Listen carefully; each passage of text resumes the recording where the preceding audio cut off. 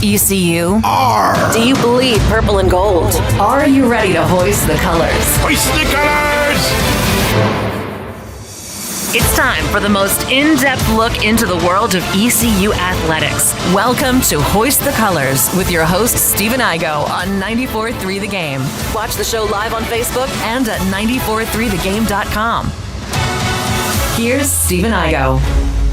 Welcome in. It's Hoist the Colors on a Tuesday, April 28th edition of the program. ECU at NC State tonight, the rematch from a game in Greenville a couple weeks ago that did not go well for the Pirates inside Clark LeClaire Stadium. We'll see if they can respond tonight against the Wolfpack, who are a little banged up themselves. Obviously, ECU dealing with injuries, NC State also dealing with some ailing issues as well. We'll get into that a whole lot more. We'll look around the Carolinas, check out the regional picture for all the teams in the region with Carolina Curveballs, Cason Remaley. We'll also maybe dive into his thoughts on the transfer portal class for ECU basketball and maybe touch on some NBA playoffs. So let's introduce today's cast. We have the aforementioned Cason Remaley from Carolina Curveball with us, along with Philip Pilkington. Cason, how you doing, my friend? Welcome back. Good. It's great. Here in Mebane, where I'm at, we got some rain, some much-needed rain. Feel like we haven't had rain in a while in North Carolina. It was the first time on our spreadsheet I saw double headers when making the slate and the scoreboard, so it was good to see some rain. Funny how you were talking about you wanted to get Austin Irby to talk because he had a home run in the game, but the game was yesterday, but played today. Thought that was quite funny, but good. We are down to the home stretch. Got about a month to go until regionals happen. Got some RPIs to talk about. Got a bunch of Carolinas baseball to discuss. Last week, I was really focused on the NFL draft. That's one of my favorite things. So happy with what the Panthers did. And, yeah, ready to talk some baseball and some basketball. Well, good to see you as always. And I will ask, this rain in your area, is it making its way towards Raleigh? Because I heard that Elliott Avent might be monitoring the radar to try and call the game. I'm not sure if it's making its way towards Raleigh, but they play North Carolina A&T next weekend, and A&T's RPI is 293. So I'm expecting a hurricane in Raleigh on next Tuesday in Raleigh. I expect a hurricane in Raleigh, just a pop-up hurricane. So there's a 0.0 chance that game is getting played. There's no doubt about that. And I don't blame State for that one. I think A&T's RPI 293. So yes. We'll get into that here in a minute. All right, Philip Pilkington, he's got his Celtics gear on and also his Bruins hat on. It's a busy day for him. Red Sox in action tonight. He mentioned to me Trey Savage returning to the mound to face Boston tonight. So you've got a lot going on, Philip, in your sports world. Yeah, the one thing I guess that is the good side of this is I'll be producing the ECU baseball game. So I can listen to that, listen to Dylan and Coach O, and not have to worry about watching a fourth screen. Sometimes watching four is really hard. So I can listen to one, watch three. Obviously the Sox, no offense to Trey, but that'll be my least of, that I'm invested in that one, even though it is Trey's first appearance since Game 7 of the World Series last year. But, Bruins facing elimination, Celtics with the possibility of closing out the series. So that's going to be my main focus as well as, of course, ECU and the Wolf Puppies. Happy Trey Day to all those who celebrate. The comment sections are open, and in the chat, Lane Smith is celebrating because the Phillies fired Thompson, their coach. The real question is, how far are the Mets behind? We've now seen the Red Sox fire a coach, the Phillies fire a coach. It's crazy in April, not even May yet. But look, these teams are underachieving, and they won't change. Lane also says the Shockers of Wichita State are going to go 2 for 3 against UTSA, and the Pirates got their swagger back and are going 4-0. So Lane is back on the feel-good train. We'll get Cason's thoughts as he fully back into. I saw their headline on Carolina Curveball was, are the Pirates back? We'll discuss that in a minute. Also, Kenny Curlin's pointing out, I did want to mention this as well, Sam Danka, one of our favorites on the podcast, he is signed, or he's going to Denver Broncos rookie minicamp on an invitation basis. So, first off, as a Denver fan, very happy for Sam to get a shot there, and hopefully it goes well. We know he's a freak athletically, physically, and so looking forward to him getting a shot along with Mike Wright in Seattle and Tristan O'Brien in New Orleans with those minicamp invites. All right, Cason Remaley, the Pirates. We've been here before. It was actually just a couple weeks ago, as Scott Lorbatcher pointed out on Bucks on the Pond last night, that ECU was coming off a 4-0 week, and then they lost to NC State, and they lost 2 out of 3 to I believe, Tulane. So this is not a slam dunk. The Pirates are back, but does this feel a little bit more believable this time around? It does feel a lot more believable because of how well they played this past week. I mean, they were 4-0. Offense was absolutely spectacular. I watched a little bit on Tuesday versus Old Dominion, but just the production of that game, I mean, you guys talked about it. It makes it a tough watch. And then this weekend I watched, and they just played absolutely outstanding. And Jack Herring's been absolutely amazing. And it was funny. I listened to Cliff's interview yesterday about what he thought of Jack Herring. And Steven, I'll say it. I mean, me and you had those conversations last year too. I mean, I remember you texting me going to those fall scrimmages saying, there's this guy, Jack Herring. I just don't see how he's going to make an impact. And then I went and saw, and then I was like, oh yeah, I don't know, but he's been absolutely outstanding. And then just across the board, if you look at this lineup, you got Davin Whitaker, you got Colby Wallace, who's quietly having a good season. Yes, he has 1 home run, and you want that to be more, but he has had good timely hits throughout the year. And on the mound, I mean, they have been solid, and it really makes you wonder, Steven, if they had GVK the whole season as well as Weber, just how good this team could be. But then it also begs the question of, if they are there, would we see the emergence of Luke Payne during those weeks? Would we see this Joe Webb emergence? Because at the beginning of the year, I mean, many people in Pirate Nation did not want to see any more Joe Webb after the first couple weeks of the year because of how bad he looked. But it makes you think there's always 2 sides to a coin of, if we did have these guys, like if we did have Braxton Trammell, would Davin Whitaker have broken out?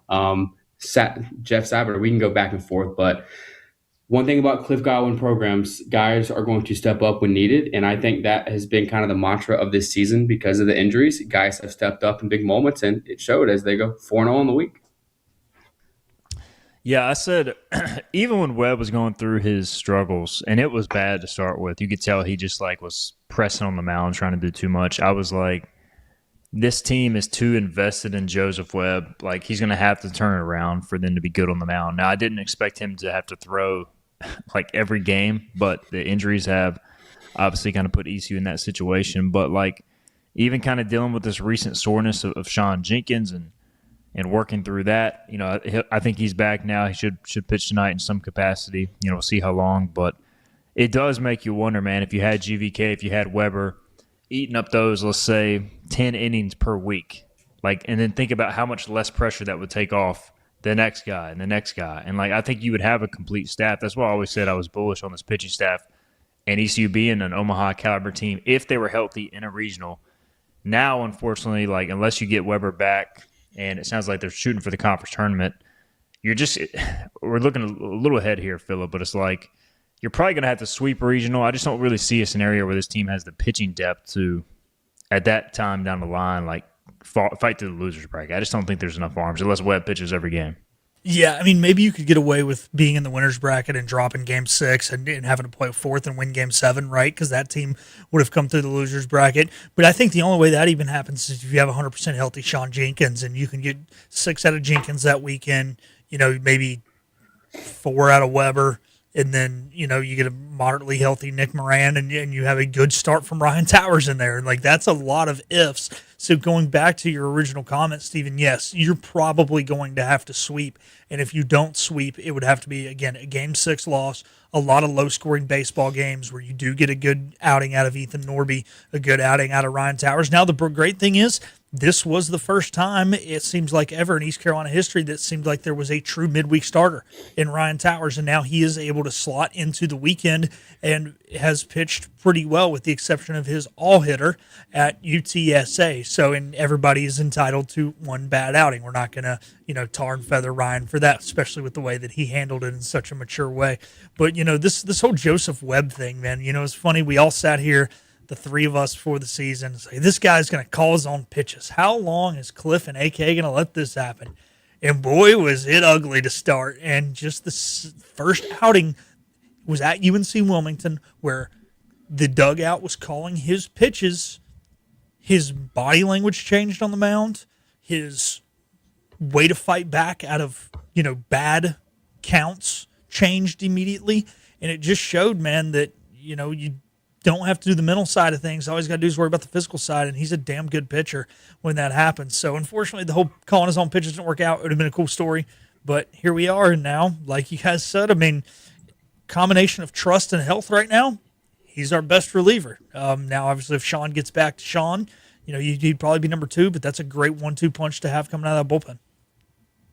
Yeah, and both can go, anywhere from it just gets you a couple outs to 5-6 innings as they've shown, which is extremely valuable depending on what you need. Cason, we've kind of seen the emergence as a result of the unfortunate Grady Linehan injuries, both the shoulder and the nose. Jeff Sabater has gotten consistent playing time. Kenny in the chat point out his defense, which has been awesome. But also, I don't know if you saw his interview. He did it the other day with the helmet on. So it's good to see some of his personality, and just we knew he was a hit machine, like a Lane Hoover type, and the result is obviously you have the injuries, the next guy steps up and he's doing that, and it kind of creates a good problem to have if Linehan's back this weekend. Oh yeah, for sure. And I love the emergence of Jeff Sabater before the season. I wasn't really high on him, but I was curious. I was intrigued by him. And coming into this season, his stolen base numbers were just off of the charts, and we all thought that was going to be his primary goal, primary job, to steal bases. And he's 2 for 6 on the season. That just goes to show the difference between the levels of baseball, how much harder it is to steal bases at this level. But he has been absolutely outstanding. I love him. He's just an ECU guy, brings energy, brings the right attitude to the plate week in and week out. And it just really makes you question just the butterfly effect of things, of this Braxton Trammell injury and then the Grady Linehan injury. And it's giving opportunities like Whitaker and Sabater to step up in these moments and perform. And they have made the most of it. You got Whitaker batting .359 and you got Sabater batting .381. And then Linehan, who's been arguably your best player on the season, is about to come back from a broken nose. And this is all clicking at the right time for ECU, and I love it. Yeah, it's always funny. We do these predictions going into the season. I had Whitaker as the 5th outfielder. I had Sabater as probably the 4th. And here they are doing their thing. And obviously Jack, we talked about him. Yeah, last fall it was not pretty, but you give him and Davin the credit because they are in many ways self-made players. Austin Irby down the stretch here. Do you think the home run gets him going, Cason? It feels like he's been playing better even before that, better approach, better hitting. So do you think this is the start of something, or is it just a one-off? I think it's the start of something for sure. And as it went last year, as the weather heated up, so did he. And I think he kind of reminds me of this is maybe a little stretch here, but kind of a Jacob Starling. As Jacob Starling played, he's from Florida guy, and as it started to heat up, and the ball started to fly out the park. He's got 5 home runs. He's got 5 home runs on the year. He started to heat up this time last year, and I think he's revving up for the conference tournament and is going to hopefully blaze another regional. I definitely do not think it is a one-off. I think he's going to heat up with the weather, and we're going to see the old Austin Irby, the one that we want. All right, a good comment here from John White before we get a break in. He points out that regarding Joe Webb, going with the over-the-top strictly arm slot is when things change. Yes, he goes to the side at times, but that is when Joe started becoming filthy. That's a good call because, early on he was calling his own pitches. He was throwing submarine, and there was just too much going on. And I think the development of his split, specifically over that top arm slot, has allowed him to unlock this success. He'll go sidewind every now and then, but I don't even know if he went sidearm slot this weekend, Philip. I don't really remember any. No, anytime he's warming up down at the bullpen, it's nice who's warming up down there because you can see him because he still does it. If he did, gosh, I'm not going to lie. Sunday I had it on, but then there was the Bruins playoff game too, so it was on the second TV. I'm trying to remember. He definitely did not on Saturday. I know that for sure. If he did, it was one pitch and I was looking down at my phone or something. So yeah, I think, the thing is with the sidewind thing, man, if you're effective and you can throw strikes, it's great because it does mess with the eyes of the hitters. But there's so much fewer pitches you can throw from there. And when you can develop a put out pitch like that splitter that he has now over the top, you're going to be a more effective pitcher and a more effective pitcher for multiple innings, right? Guys who have funky releases, a lot of times they're, hey, go get me one inning.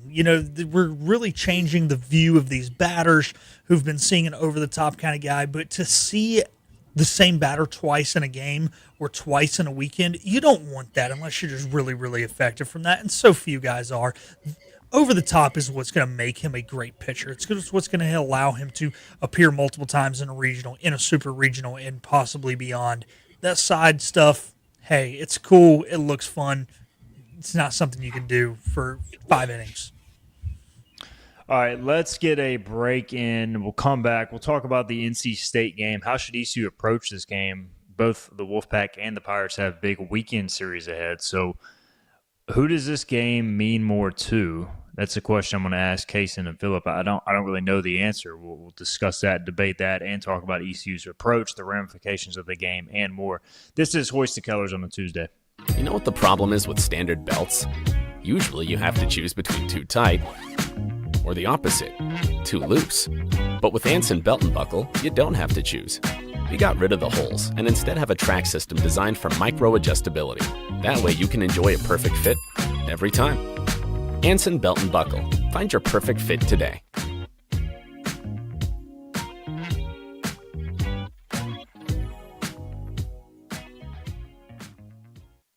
Healthwise Pharmacy rounds the bases with all of your infusion, retail, compounding, and medical equipment needs. Locally owned and operated by pharmacist Marcy Parker, Healthwise has grown to be your most trusted provider for infusion services. Currently providing in-home or on-site infusions in North Carolina, South Carolina, and Virginia.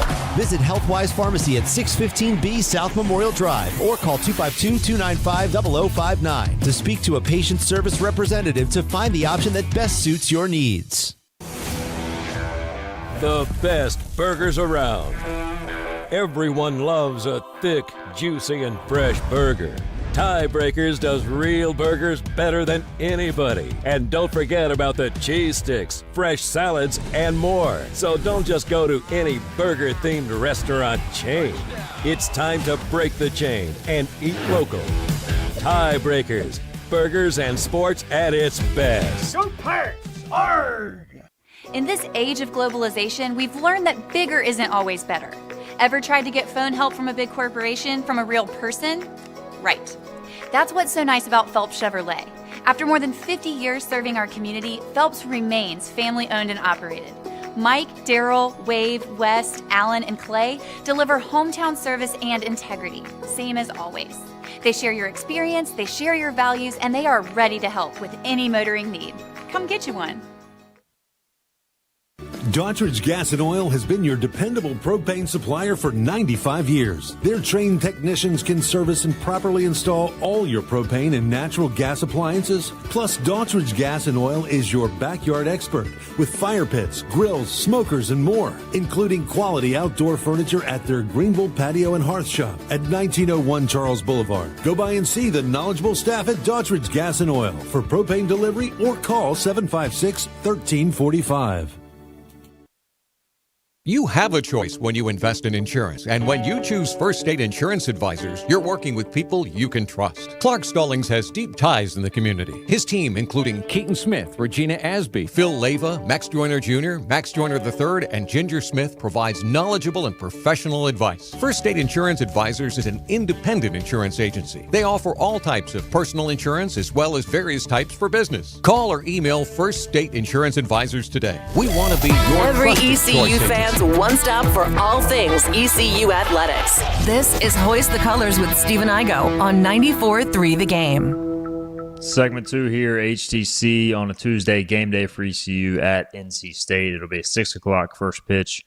You can hear Dylan Johnson and Dr. Gary Overton on the call, and I believe the game also streamed on ESPN Plus or ACC Network Extra, whatever the setup is in Raleigh.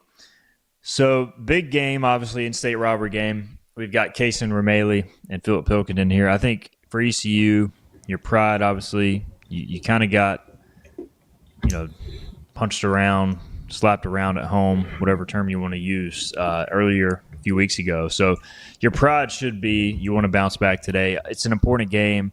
If you show up with no effort, obviously that's a concern. But, just from the standpoint of the approach of this game, Cason, ECU has Memphis. They're in the title race with 2 weeks to go. I think the last thing you want to do is just exhaust your best arms going into what could be a tougher than most people realize weekend series at Memphis. Who's been playing better of late. But also you want to win the game. It is a quad one game on your resume potentially. And then on state side, they're probably right on the bubble, maybe on the outside looking in. They play Miami this weekend. That's a huge opportunity for them. So who is this game more important to? Is it even? Do you give one side the edge? What's your take on that? I think it's dead even. And I have a question for the both of you. Do you know how many teams are above 500 in conference play in the ACC? I was looking at the standings the other day. I feel like I'll let Philip answer. I don't remember the there's exact 16 number. teams, right? Is Yes. that right? Because SMU and Syracuse don't have baseball teams. Correct. So Correct. there's a lot of teams just a little below 500. So because of that, I'm going to say there are 6 teams above 500 in ACC play. That's my guess. I was going to go 6 as well. 5. There are 5 teams in the ACC above 500 in ACC play. So it just really goes to show the margin of error for NC State is razor thin right now because they're sitting at 10 and 11 in the conference, 27 and 16 overall. They're 5 and 5 in their last 10. I think they're sitting right on the bubble with Pitt, and then also Louisville is surging as of late. They won 5 straight games. Stanford just swept Florida State, so Stanford could jump NC State. So I mean, you could make a legitimate argument for both, but I would have to lean ECU in terms of RPI points because I think this could catapult ECU's RPI even more. ECU's RPI is right now at 28, NC State's at 52. Also, ECU's strength of schedule is 20 and NC State's is 58, which I find interesting considering NC State is in the ACC. But I mean, it is a tough call. Can hear legitimate arguments, but with where NC State sits right now in the ACC and how much of a bloodbath the ACC is, I mean, every game for them from now on is a win. Has to be a win. They have to win out. Yeah, I get what you're saying. The thing is here is East Carolina looks like they have one quad one opportunity left on the entirety of the schedule, right? You got Campbell at 63 and everybody else has a 3-digit number. The one thing that will benefit NC State, hypothetically, if they lose this game, Miami, solid program. Then they go out to Palo Alto and play Stanford. If Stanford, hypothetically, were to take 2 out of 3 or even sweep this weekend at Notre Dame, with that being a road series, yes, their RP is at 95, but that'd be a big road series win for them. They could even jump up to where, for NC State, those are quad one road opportunities because they only have to be, top 70, is it, I think, for quad one opportunities? I think it's top 60. Top 60. Okay, so maybe we're talking quad 2. But then you get the Tar Heels at home to wrap out this thing, and their RPI is 4. So, yes, it's still important in NC State. I'm not trying to downplay any of that, but NC State has opportunities after this to better themselves. ECU only has opportunities to hurt themselves after this, and this loss won't hurt you. So I think this is not a bad thing if ECU loses this game, but what it can mean, it can be a better thing for ECU to win than it can be any of their other wins moving forward. Now, to your point, Stephen, you don't exhaust your arms and then you kind of, wash away that win with a loss at Memphis Friday night, of course, because, you can't put yourself in that situation. And again, this loss wouldn't hurt you. A Memphis loss would hurt you, but the ability to win this game and what winning this game could mean could be better than what winning this game for NC State would mean because of Miami, Stanford, and Carolina as opposed to FAU, Rice, and Memphis. ECU currently 3-5-1, quad 1, 3-3, quad 2. As it stands right now, Memphis 120 would be a quad 2 series. Now, the cutoff is 120. The home and away thing is so silly to me. Like, it's gotten out of hand. But Memphis, if they stay inside the top 120, that would be a quad 2 series win theoretically, which would improve your numbers there. And this State, obviously, quad 1 being top 60 on the road. All right, so we know Nick Moran's going for ECU. NC State is starting Julian Peisel, who's a UNC Greensboro transfer. ECU actually recruited him. He's only pitched 4 times this year, has not pitched great. Now, they've had some serious injuries, too. You want to talk about ECU losing their two of their top weekend arms. State has not thrown Ryan Marone, and obviously Jacob Duden's out for the year. So they ended up moving the guy who started last midweek game at ECU, Luke Hemrick, to the weekend. He pitched 5 innings on Sunday against Virginia Tech. So I would think this is going to be a game ECU has to bring the offense in, Cason, because State's kind of banged up right now on the mound, and they're probably going to see a lot of the same freshman arms they saw in Greenville, because I don't think State's going to throw their best tonight. 100%. I think ECU is going to see the same arms they saw a few weeks ago. Also want to touch on Mikey Ryan, LSU transfer, who has played very well for them. I wouldn't say very well, but pretty well for NC State. He, what I was told, hurt his ankle pretty bad sliding into third base, and he was seen in a walking boot the next day at Virginia Tech. He's going to be reevaluated today. Haven't heard anything. That's another major loss in the lineup for NC State. But, I mean, these are 2 teams that have been just injury riddled all year, and they both have had their ups and downs. They both have gone on this roller coaster of great series wins and then just terrible losses. NC State has a loss to Princeton and Lafayette on this season. They just lost to Virginia Tech, and we could go through ECU's losses as well. But kind of like you said, they're going to face Peisel tonight. He was solid at UNCG. He was all SoCon at UNCG, 64 Ks and 74 2/3 innings. In 2024, he did not pitch last year for NC State, but like you said, ECU is after him and pitched 4 innings on the season, and I could totally see him matching that tonight, 4 shutout innings, just because crazy things happen in that ballpark. Just because ECU knows how to make these guys like Cy Youngs as well. All right, around the Carolinas as a whole, look, North Carolina, probably the best thing on ECU's resume right now is the split. They've been dominant. They continue to be dominant. Coastal gets Fluky back. Did he struggle Sunday? I saw they lost Sunday, but he was up to 97. He only pitched the first 2 innings on Sunday. Okay. They just want to get him out there, and they've now lost 3 straight Sunday games. They've kind of fallen asleep at the wheel, but they have played amazing. Colby Thorndike's batting like 220 right now for Coastal. Rex Watson for Coastal was 0 for 14 this week, and he was the guy who hit a home run in, I think, every single game versus ECU. Their offense has been up and down. They either score 8 runs or maybe 1 or 2 runs, but Coastal's been outstanding. Wake Forest, I don't know if you guys saw, Wake Forest led in the 5th inning of every single inning versus Georgia Tech this weekend. And if you get a moment, watch the highlights of that. Wake Forest scored 10 runs in the first 2 innings versus Georgia Tech on Saturday and lost the game, which is unbelievable. But there's some other teams we can touch on, but those are the 3 best teams in my opinion, and then a pretty good drop off after North Carolina, Coastal, and Wake. Yeah, all right, so I'm looking at the power rankings now. I just got to ask. You got, obviously, North Carolina, Coastal, Wake, the first 3. Then it's Campbell, then NC State, then High Point, then Western Carolina, then East Carolina. So, look, I know the Pirates have been inconsistent. I don't doubt that. I don't know if I'm taking ECU, and I know Western won 1 game versus ECU, but if I'm taking like these teams in a 3-game series, I'm taking ECU over Campbell, High Point, and Western. Am I wrong there? Am I biased? You are not wrong at all, sir.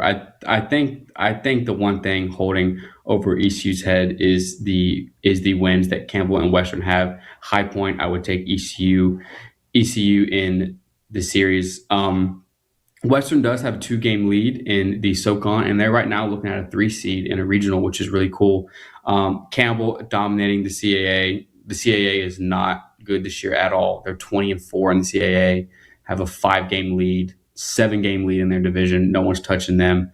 And High Point has been really, really good as of late. They have been a consistent program the last couple of years. 2 years ago, they eliminated Vanderbilt in the Clemson regional. Last year, did not make a regional, lost in the championship. But I think you can make an argument for any of those teams. Also, Clemson on there has not won a series in a month, but Clemson does have the talent, so they're just an interesting team as well. And they're now 6-15 in the ACC, dead last, which is crazy. So I just don't see them making it in unless they go on some crazy run. Yeah, right now the CAA, which Coastal Athletic Conference, is the 16th best conference by RPI. Technically the 15th because Independent is ranked first, which that's stupid. So the 15th best. Is that because Oregon State? They've got to be the only independent team, right? Yep. Okay. That is because Oregon State is the only team in the league. I'm looking at Warren Nolan. So they're number one. CAA 15th, the American is 6th. So it kind of shows you like the competition. Like the American's not great, but still the CAA is like the bottom dwellers are just bad. See, that's the problem. That should be a league right there that's coming in at like in the 8 to 10 range. Yeah. Historically they do, and they should. Falling off. You got UNCW has been kind of disappointing this year, Case. I mean, would you agree with that? Yes, they've been disappointing. They have been talk about roller coaster up and down. They almost beat Campbell in a series. They won the Friday night game, and the week before that, they dropped a series versus Stony Brook, which was not good at all. I think they dropped a series to William and Mary, or another bottom feeder in the CAA. They did just sweep Elon. They've 6-0 versus Elon, so that's something. But Wilmington does end the season with Campbell, so they will get their tests there. Charleston also under 500. They're a program that should be much better and is bringing that conference down. I mean, they're 188 in the RPI. I mean, there's no excuse for that. So yeah, I don't know. I did see. How about App State? App State in you guys' rankings, and in the Sun Belt is quietly 13-8. They've won 7 in a row. What's happening here? They are playing outstanding. They are pushing Southern Miss right now for second in the Sun Belt. They have some serious guys. They have Charlie Evans and Steven Smith both batting over 400 on the season. Cameron Miller for them hit 4 home runs this past weekend, and they have guys on the mound. Gage Peterson, who's got I think 80 plus strikeouts on the season so far. He's been outstanding, and they're just playing really well. They have bottom fed on the bottom of the Sun Belt, but they will get some tests as the season comes to an end. But proud of the Mountaineers having a good season. Yeah, Wake Forest midweek this week, then at Troy, and then Louisiana the next 7 games. So I think we're about to find out. But shout out to former ECU staffer Heath Blackman, who's a pitching coach at App State, making a difference there. Any other teams before we get a break in the region that you're keeping an eye on that could be in the mix for a regional or just worth watching down the stretch here? I think it really just depends on what happens in these conference tournaments, because I mean, there's going to be no at-large bids for the Big South or the CAA. Excuse me, but Winthrop and that battle for the Big South, Winthrop and High Point, 2 really good teams that can maybe win a game in a regional. Wofford as well is really good. Western, we know they're good. But I think the one that's kind of crazy that we've talked about is not trying to be negative, but I mean, just the downfall of Charlotte. I mean, Charlotte was up to 6 in our power rankings, coming off an absolute dominant win over Virginia. And just ever since then, and ever since blowing that lead versus ECU when they were up 7-2, I mean, they have been just on a downward spiral. They're 20-23 on the season. Can't tell you last time they've won a series, last in the American Conference. Don't think they want to make the tournament if it ended today. Don't think they'll make it still, but that's been a real shocker for us this season. Yeah, they are well on the outside looking in. They finished with Tulane, UAB, Memphis, and they're 5-13. It's gotten so bad that Jaden Winter was their Saturday starter this past weekend. So, all right, let's get a break in. We'll come back. We'll continue on. We'll get Cason's thoughts on some hoops, man. Pirates have put together a solid transfer class. We haven't really talked about it with him. He's a big hoops guy as well. So we'll hit on that. Also, maybe some NBA playoffs, whatever else you guys want to drop in the chat as well. Maybe some NFL draft too. So we'll get on that and more next. This is about you, your family, and the health of all who live in Eastern North Carolina. This is about the transformation of a health system into something more powerful and more human, about creating new ways to treat disease and keep you well. This is about ECU Health, which is to say, it's really all about you. ECU Health. Minds, hearts, purpose. You have a choice when you invest in insurance, and when you choose First State Insurance Advisors, you're working with people you can trust. Clark Stallings has deep ties in the community. His team, including Cason Smith, Regina Asby, Phil Leyva, Max Joyner Jr., Max Joyner III, and Ginger Smith, provides knowledgeable and professional advice. First State Insurance Advisors is an independent insurance agency. They offer all types of personal insurance as well as various types for business. Call or email First State Insurance Advisors today. We want to be your trusted choice agency. Acre Station Meat Farm, along with Lane Angus Beef, bring you Farm to Fork Beef. Stock your freezers now with affordable beef boxes just in time for the grilling season. Farm to Fork Beef brings quality local beef to your family. From your traditional butcher shop, Acre Station Meat Farm. Come on down to Acre Station Meat Farm and find out why we're #1 in fresh cuts and friendly service. Acre Station Meat Farm, Highway 32 North, Pinetown. In Eastern North Carolina, people appreciate things that are straightforward, honest, and dependable. For decades, our team has focused on cutting through insurance complexity for the communities we serve. And now, we're bringing that same mindset to our name. We're Flatlands Insurance Group, a simpler name that reflects the same local team, the same values, and the same commitment to the great communities we feel blessed to be a part of. Flatlands Insurance Group, your whole world is covered.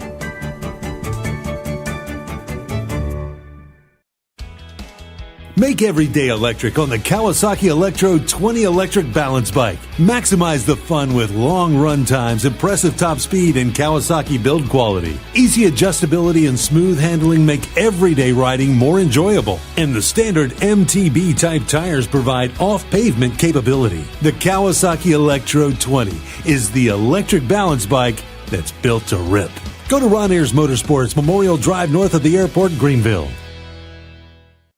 Inner Banks Media presents the return of Concert on the Common. This year, we're live from the tailgate lot at Dowdy-Ficklin Stadium.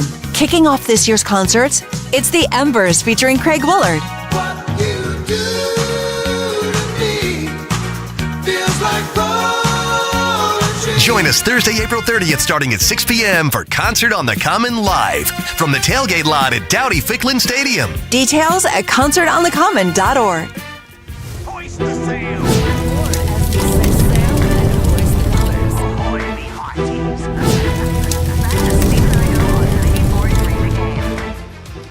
right, welcome back in. Hoist the Colors here, segment 3. Did want to mention on the website, hoistthecolors.net, running a 50% off special right now for our spring sale.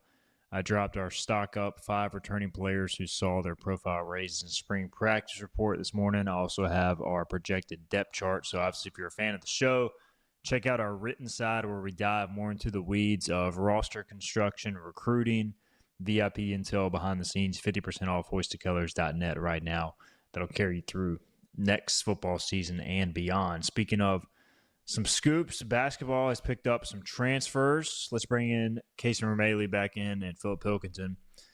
We've hit on a few of these guys, Philip and I have, but haven't gotten Cason's take on the class yet. And it's a solid class thus far and a complete rebuild from Michael Schwartz. Obviously brings in a few new staff members on the transfer portal side. He's added Louisiana Tech wing Caden Cooper, a defensive first guy, Sion Medley, point guard transfer from Kent State, Bryson Blaine, scorer from Charleston Southern, who beat ECU last year at Minges, Jordan Buchanan, a D2 transfer, 6'5" shooting guard who shot 39% from 3. Pirates also just added Matthew Hinton, no relation to Henry or Hank Hinton. He's a 6'9", 245-pound center coming in from the JUCO ranks, Mississippi Gulf Coast Community College. So there are your names coming in. Also, Draylon Creasy, 4-star recruit, with Jay Shane Woodard returning, Dahi Quinn returning, and it looks like Eli Delorier as well. So a lot of information there, Cason. What do you think thus far? I like these portal additions. I think it's better than what they had last year. The one question I have is Cason Medley. I mean, he was 16th in the country in assists at 6.4, almost right there at 7. He 10 a game as well. The one drawback I have is he's 5'11", and in this day and age in basketball, your point guard nowadays is 6'5", 6'6". I mean, if you go in the NBA right now, the smallest point guard, what, maybe 6'3", 6'4", maybe in like Steph Curry, maybe the smallest. But Caden Cooper, I like it. He spent his first year at Oklahoma, only 15 games played, then played pretty well for Louisiana Tech after that, averaging just at 10 a game. And then Bryson Blaine, who also was visiting NC State. Don't know if he made it NC State or not, but he was in the running for NC State, and he chose East Carolina. And I watched him light ECU up last year in Menges. That was pretty wild to see. And then also Matthew Hinton, 6'9" center. Don't know if he'll be playing center at ECU at 6'9", but I like the additions. I would like some more bigs. I would like a CJ Walker or EJ, like Lash, like a big force down there. But I do like the guard additions. You do have a small point guard, so looking to see what they do in that backup role. If they put Jay Shane there, if they move him around, don't know what he's going to be because his role's kind of shifted since he's been here. Yeah, at least we'll see on you. He's your one player who's short, and then the rest of the guys I feel like are at least lengthy. I mean, Hinton is 6'9". He's a center because he has never attempted a 3-point shot in junior college in 2 years. So he's going to be a post player. He does average over a block a game at the JUCO level. I think 12 points, 6 rebounds a game, somewhere in there. So, yeah, I don't know what the plan is. If they're going to add another big, if they're going to play Delorier at the 5, maybe they just play smaller this year. They still have around 5 spots left. So I don't know. I mean, I think it's better than last year, Phillip, but as I put together the roster, I still am a little unsure how it all fits together. But there's still time to add. Yeah, I think that's the thing. You mentioned, is it better than last year? We're eating earlier than we were last year. I can tell you that. And some of the big dogs still. I don't even know if Kansas has 5 guys right now on their team. I know Duke's roster's not full, so there's still a long way to go in this whole process. You got exams coming up. Kids are more worried about that right now than they are. Well, are they? I tried to say it with a straight face, but the thing is, man, we talked about it one of these days. I can't remember what day it was, Stephen, during one of our breaks. We were going over the basketball thing, and it was, yes, there's a lot of pieces that need to be added for us to feel comfortable. But with that being said, to Cason's point when he started, the foundation of this thing is already better than it felt at this point last year. And that's huge. And yes, you might have to move some guys around. Yes, some guys are going to be in positions maybe they've never been in. You mentioned having a 6'9" center who's not a stretch-the-floor center. But I think when you added him as a depth piece anyways. He hopefully is going to be your number 3 or number 4 post guy. He's a JUCO guy. The speed of the game is going to overwhelm him at the beginning of the season anyways. If you go in with him as your starting 5, that's a problem. If you go in with him as your 4th post guy, you feel pretty good. Yeah, you got a shorter guard, but they had short guards last year. It's not something we've never had to deal with before. And to your point now, Stephen, you've added more length around said short guard. So, look, there's a foundation here. We see guys who can score at multiple levels. You got a couple shooters. You got a couple facilitators. This is already starting to look more like a true basketball team. As to where everything's going to fall into place, well, it has to do with what ends up happening with these other 4 to 5 roster spots that still have to get filled. And if you sit here and try to put a team together on paper without the full roster, yeah, you're going to have questions, but that's not an East Carolina problem. That's a problem with any basketball team you ever try to assemble. So every other team right now in the country is still in the same boat right now as East Carolina. There's very few teams that have 10-plus guys on the roster right now. There's still a long way to go in this process. And once we have everybody, I mean, you'll probably see this extended in mid-May, maybe even late May, roster additions. Once we have everybody, we'll do more of a breakdown as far as who fits where, how the roster's coming together, that sort of stuff. So there's your check-in on hoops for Pirate basketball. All right, in the National Basketball Association, last night you had the Orlando Magic take a 3-1 series lead in the 1-8 series. The Magic are the 8 seed. The Pistons are the 1 in the East, and the Magic have looked like the 1 seed with the way they've played. That goes back to Detroit. You had OKC sweep Phoenix. Nobody's surprised there. It's still the worst team to watch in all of basketball. And you did have Denver beat Minnesota last night. I was up till, I think, 1:15 a.m. watching that game. Nuggets force Game 6, and I honestly think if they win Game 6, they're going to win the series. We can touch more on that. But how about the Orlando Magic, Cason? This is a pretty big surprise. Talk about an absolute shock. I saw on NBA Twitter where Magic fans were saying they lost to the Sixers on purpose so they didn't have to run into the Celtics so they could face the Detroit Pistons. And I mean, you can say what you want about it, but I mean, before the season, I think the win totals for the Magic were right at the Pistons win totals as well preseason.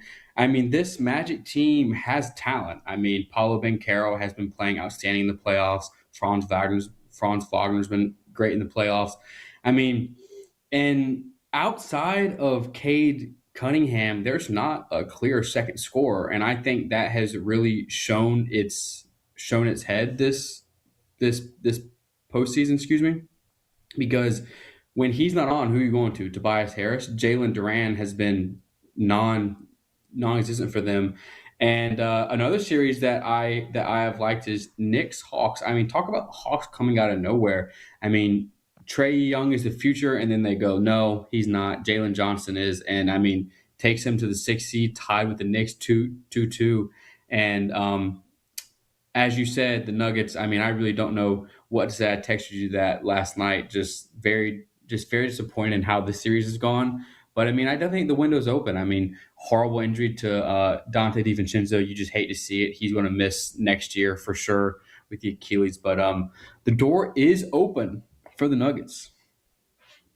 Yeah, Denver is a 6.5-point favorite on the road in Game 6, early favorite. I think that's the series. I think if it gets back to Denver, they're gonna win. But I expect, look, Minnesota's a tough-minded, physical team, even without their dudes.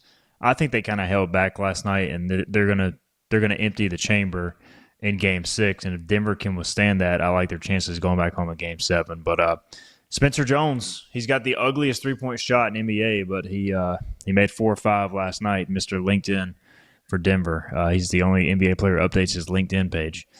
So check him out there. Add him as a friend. I don't know, Philip. Your Celtics, I think they close it out tonight. What are your thoughts on that series and the other NBA action? Yeah, for Boston, just keep that suffocating defense going. That's your only way that you can make a run in this thing is to play that true suffocating brand of basketball. And right now, Philadelphia doesn't look like they know how to fit, to score with that suffocating defense. Going back to what Cason mentioned, though, the surprise of this thing, man, has been Knicks Hawks. It was funny, as you guys know, I was in Colorado. One of my cousins, Patrick, he was like, man, something's speaking out to me about this Knicks Hawks series. I'm like, I know the Hawks aren't bad, but who the hell's going to score for them? He's like, nah, man, something about this series. Well, it turns out, Patrick, you were right. This has been a heck of a series. This is one of those where it just felt like the Knicks were going to be in control the whole time, even if it went, 5 or 6, but it's really been a back and forth series. This has been an overall back and forth playoffs. I never would have guessed that the NBA was going to have less chalk in the first round than the NHL, where there has been a lot of chalk in the first round over there on that side of things. So this has been very entertaining, and man, come on, Magic, baby. Just keep on coming. I still think Boston matches up pretty well with Detroit, but it'd be nice to not be as banged up having to play a team like Detroit when you do get to the finals, if you make it there, because it's going to be an uphill battle for them regardless of what team comes out of the West. And it's good to see the Nuggets get another win last night, but yeah, I'm worried about Game 6, man. That's going to be, I think it's going to be a bloodbath up there in the Twin Cities. Yeah, I expect the atmosphere to be on fire, which, by the way, I have not watched a single second of Toronto-Cleveland, that series. Have you guys? Because I just noticed it was tied 2-2. Yeah, I watched a little bit on Sunday. Once the ECU game wrapped up, we had a second TV out, and it was on. And, man, that's just one of those where you kind of, right now, early feel like it's going 7 because it seems like nobody plays well on the road.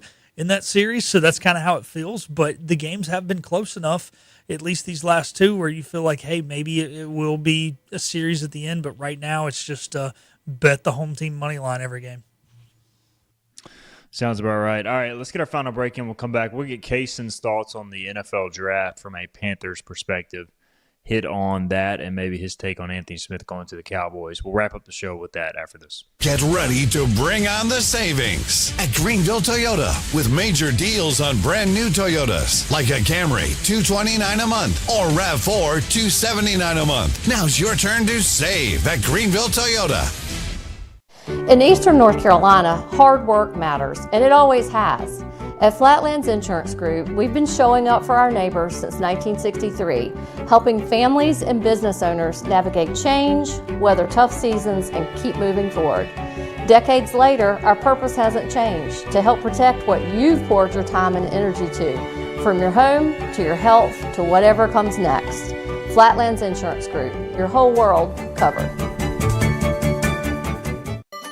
Your confidence makes everything look good.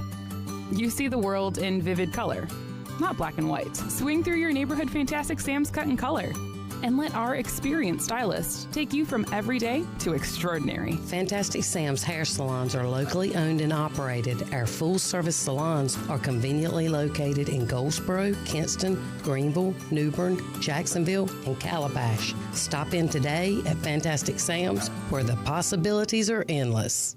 At National Finance, we're all about hometown support, just like ECU football. National Finance helps us win on and off the field. They've got your back when you need it most. Fast, easy personal loans for life's big plays. And just like us, they're committed to Eastern North Carolina. National Finance, proud supporters of ECU athletics. Visit nfcmoney.com for loans as fast as today. Your future is full of possibilities, and Pitt Community College can help you explore every option. You can earn a degree, learn a trade, transfer to a university, or launch a new career. We offer the support you need to succeed with flexible schedules, affordable tuition, and programs designed for the real world. Your path, your future, your college. Pitt Community College. Register now. Bring on the savings with new Toyotas from $159 a month at Greenville Toyota. Get huge discounts like Corollas $159 a month or Tacomas $249 a month. Save today at Greenville Toyota, where our volume saves you money. Visit Larry's Steakhouse for a tender, hand-cut certified Angus ribeye. Other entrees include perfectly seasoned pork chops, chicken or seafood favorites like shrimp, tuna, and salmon. Complement your meal with Larry's fresh 20-plus item salad bar, or enjoy it as an all-you-can-eat entree. Daily rotating favorites include meatloaf, chicken pastry, hamburger steak, spaghetti, pork chops, and more, all complemented with your favorite country sides. Whether it's for lunch, dinner, or our Sunday brunch, remember to support and eat local. Larry's Steakhouse. Like all pirates, Stephen Igo is loyal and bold. He may also have a touch of scurvy. Back to Hoist the Colors on 94.3 The Game. Welcome in, final few minutes of the show. Let's get some NFL draft talk in quickly from the Carolina Panthers perspective. Cason Remaley, Philip Pilkington with us. And the Panthers, I like what they did, guys. Y'all are Panthers fans, so y'all can give better insight than me. But going offensive tackle and defensive tackle, true nose tackle with their second-round pick and Lee Hunter, and then, kind of fill out some skill positions from there. Like, I know it's boring, not sexy, but I'm a fan anytime you're stacking the trenches, Cason. What was your thoughts on the draft? They did a fantastic job. I think that signing Rasheed Walker, who was the top offensive tackle on the free agent board, was a smokescreen for them, and it really made them be able to take BPA, which is the best player available. They took Monroe Freeling, and they're paying Rasheed Walker, who was the starting left tackle for the Packers last year, swing tackle money. They're paying him $4 million a year. So going into training camp, you're going to have him and Monroe Freeling battle it out because you have no major investment in Rasheed Walker, and you're betting on Monroe Freeling to win. And then that gives Ike Ekwonu, who I think is going to miss the whole year, going to play on a one-year prove-it deal the next season. And then with Moton on the wrong side of 30, you have three options right there at tackle going forward. Absolutely outstanding. And as you said, Lee Hunter, drafting him in the second round because they cut Ashawn Robinson for cap. Just a phenomenal pick. Pair him next to Derek Brown, and then Chris Brazel was a phenomenal pick in the third round from Tennessee. Had over 1,000 yards, led the SEC in touchdowns. Just love what they did. Philip, are you as high as Cason is on this draft? I am. I kind of wish we could have found a way to go safety a little earlier. I think that was probably the biggest team need. But overall, anytime you can get a running mate at defensive tackle for an all-pro like Derek Brown, add to the offensive tackle, because even when Icky comes back, he can't pass block anyway, so bye-bye Icky. And then, hey, look, sorry for Xavier Legette. I think this is the beginning of the end, but you had to add to that receiver room. You either needed to go get a high-profile tight end, which didn't happen because he wasn't there with the first pick, or get another true wide receiver that you can trust. So between him, Coker, and obviously Tet, you feel good in the receiver room. All right, final thing, Cason. Do the Pirates win tonight in Raleigh? Yes, the Pirates win tonight. Moran goes 2 innings, and then Jenkins comes in, pitches 5 innings, and then Joe Webb comes in to close the game. All right. I like it. I don't know if Jenkins has got 5 innings in him right now, but I like it. I mean, if the Pirates need to get it done, maybe they go that route. It would be risky, but if you win, it would be a big win. Yep. One last thing, Cason. Jeff Sabater home run tonight. Write it down. No. Ooh, I like it. Not happening. Write it down. Write it down. I'm writing it down because if it happens, you're taking over as the host of Hoist the Colors. All right. We got to get out of here. Appreciate Cason. Thanks to Philip. Thanks to all the comments as well. We'll be back Wednesday, 12 noon with James Gilio